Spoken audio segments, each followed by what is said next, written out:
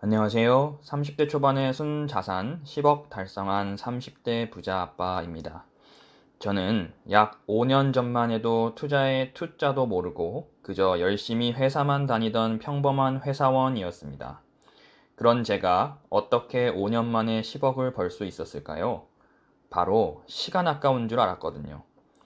10억 벌었다면서 갑자기 무슨 뜬구름 잡는 소리냐고요? 보시면 압니다.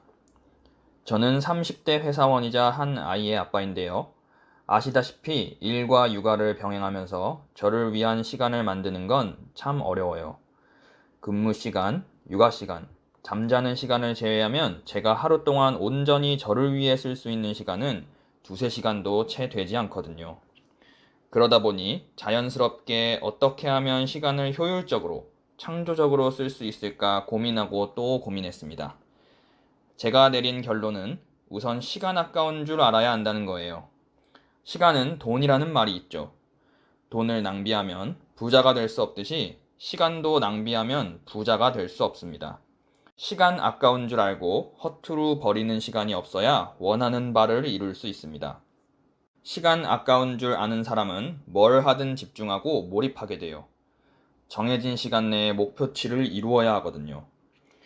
저는 5년 전 부동산 투자를 결심하고 하루도 빠짐없이 아이를 재우고 난 후 잠자리에 들기 전까지 부동산 관련 책을 정독했습니다.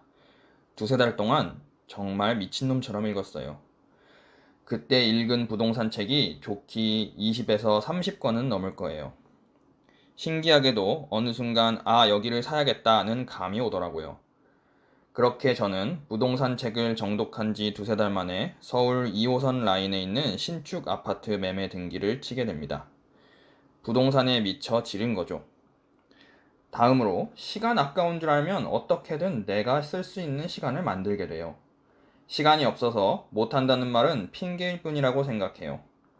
투자 때문에 용인에서 강북으로 출퇴근하는 저는 출퇴근 시간이 편도 1시간 30분은 걸립니다. 왕복으로 따지면 3시간에 달하는 어마어마한 시간이 길에서 버려지고 있었죠. 시간 아까운 줄 알고 나니 이 시간에 멍하니 운전만 하고 있는 건 안 되겠더라고요. 그래서 저는 매일 아침 5시에 일어나 사무실로 출근합니다.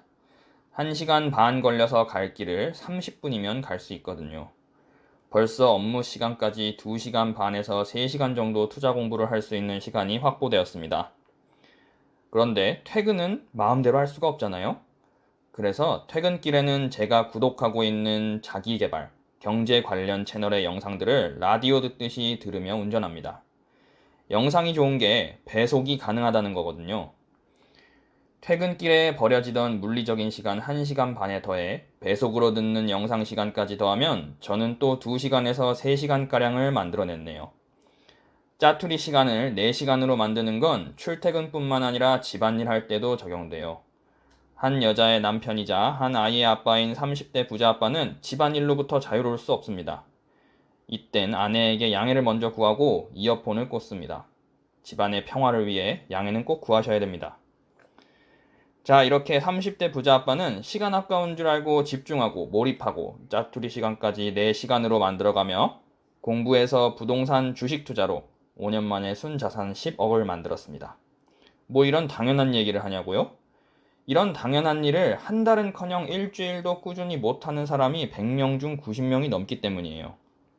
요즘 베스트셀러인 자청님의 역행자에서도 3일만 내가 어떠한 목적에 몰입한다면 우리 뇌가 그 목적에 맞게 세팅된다고 말하고 있어요.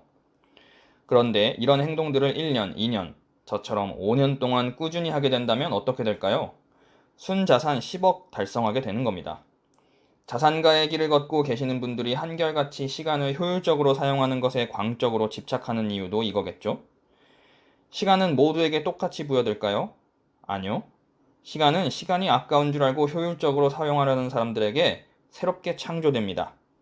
저는 오늘도 더욱 성공하기 위해 시간 아까운 줄 알고 어떻게 하면 시간을 더 만들어낼 수 있을지 고민합니다. 여러분도 꼭 아셨으면 좋겠네요. 여러분의 성공을 진심으로 기원합니다. 시청해주셔서 감사합니다.